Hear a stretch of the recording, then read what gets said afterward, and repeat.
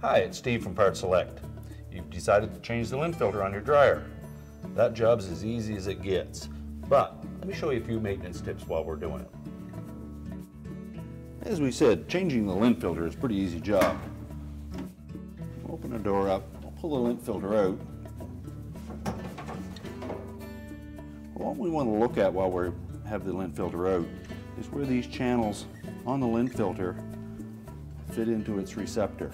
Those are prone to build up with some lint and crud. It's a good time to pull that stuff out of there.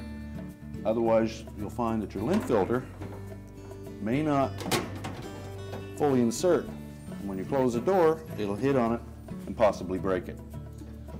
So we'll find a tool to clean those channels out, and that'll make your lint filter last a lot longer. That's just how easy it was to change the lint filter. Hopefully those tips will help you out. Thanks for watching.